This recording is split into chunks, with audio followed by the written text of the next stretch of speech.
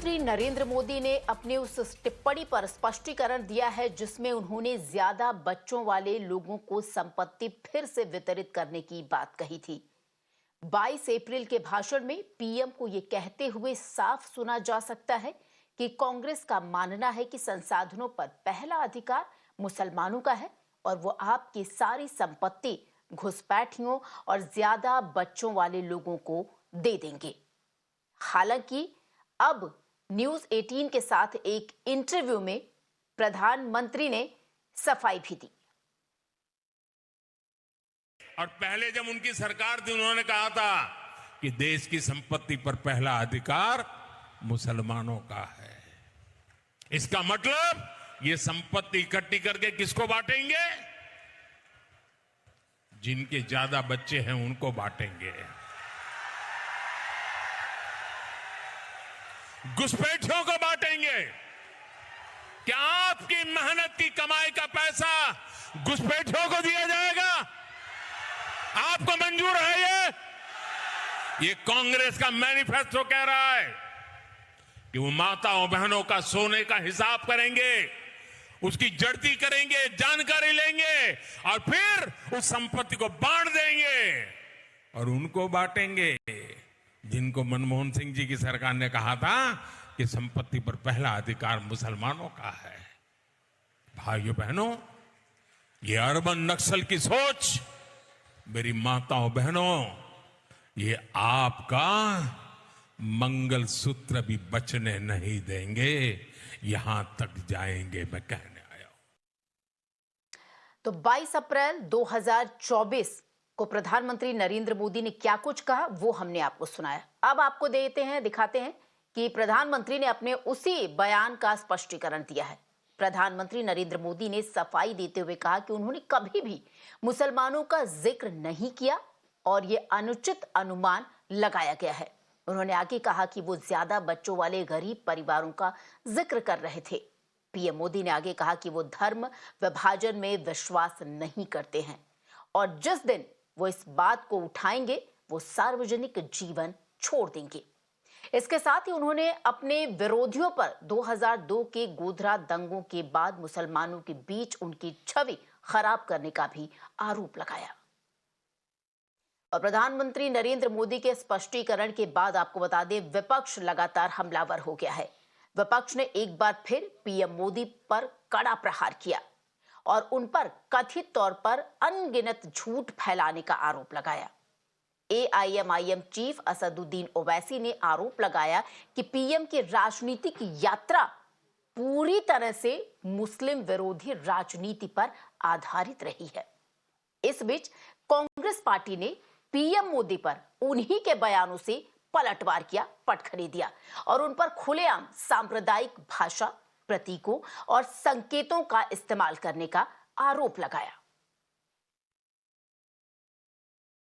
और हमारे सहयोगी निखिल इस वक्त हमारे साथ जुड़ गए हैं। निखिल, प्रधानमंत्री नरेंद्र मोदी का जो एक स्पीच था, भाषण था, उस पर स्पष्टीकरण आया पीएम का। अब उसी पर विपक्ष भी जो है वो हमलावर है और पीएम पर अटैक कर रहा है कि झूठ फैलाने का आरोप पीएम मोदी पर लगाया जा रहा है।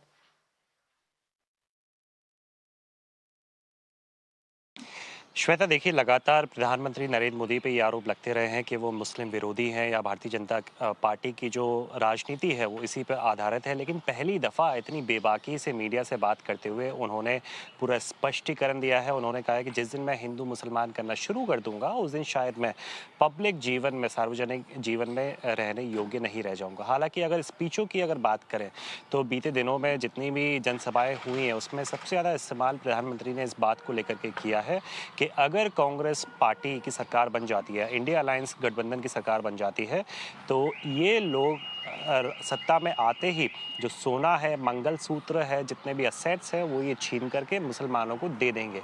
तो ये बातें लगातार प्रधानमंत्री की तरफ से देखने को मिली थी, लेकिन पहली बार स्पष्टीकरण आया है।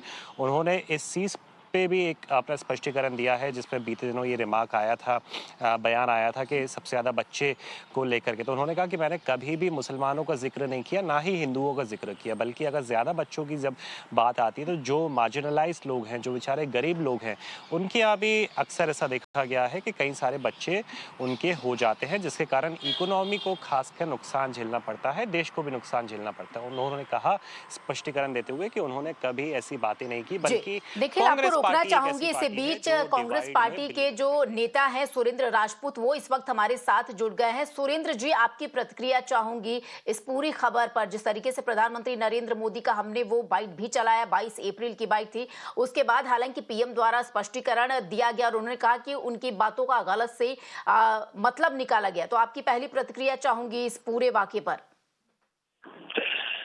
पहली प्रतिक्रिया के रूप में अगर आप देखेंगे तो निश्चित तौर पर प्रधानमंत्री झूठ ही नहीं बोलते हैं, प्रधानमंत्री कायर भी हैं। उन्होंने बहुत स्पष्ट रूप से कहा था, सबसे पहले उन्होंने मुसलमानों का नाम लिया था, कहा था कि मनमोहन सिंह जी ने पहला हक मुसलमानों का कहा था देश के संसाधनों पे, जो कि झूठ था। उसके बाद उन्होंने कहा कि हिंदुस्तान की महिलाओं के मंगलसूत्र छीन करके, उसी कंटिन्यूएशन में कहा था प्रधानमंत्री जी ने कि हिंदुस्तान की महिलाओं के मंगलसूत्र छीन करके उनको दे दिए जाएंगे जिनके ज्यादा बच्चे हैं, जिनके लोग घुसपैठिया हैं, जो घुसपैठिए हैं। इनका कहने का मतलब क्या था? लेकिन चूंकि प्रधानमंत्री जी के हाथ से इलेक्शन निकला जा रहा है और प्रधानमंत्री जी को अब अंतर्राष्ट्रीय रूप से अपनी छवि की चिंता हो गई है, इसलिए प्रधानमंत्री जी का हमारा आरोप है कि वो कायरतापूर्ण झूठ बोल रहे हैं। अगर आपने झूठ बोला है तो उस पर कायम रहिए। आदमी को साहिब किरदार होना चाहिए। ये लोग साहिब किरदार है ही नहीं। सुविधा के अनुसार सच बोलते हैं, सुविधा के अनुसार झूठ बोलते हैं।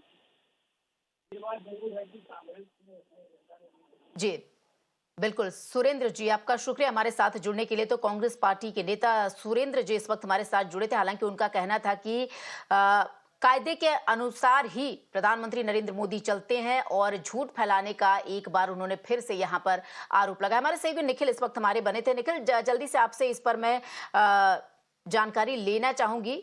कांग्रेस के नेता भी जुड़े थे। हालांकि साफ तौर पर जिस तरीके से विपक्षी दल हमलावर है, उसी तरीके से सुरेंद्र राजपूत का भी कहना था कि प्रधानमंत्री नरेंद्र मोदी हवा का रुख देखते हुए बातचीत करते हैं। उनका साफ तौर पर इशारा था कि जो चुनाव चल रहा है देश में और आगे परिणाम क्या होगा, शायद उसकी जो सुगबुगाहट है वो पीएम तक पहुंच गई है, इसलिए उन्होंने ये स्पष्टीकरण दिया है।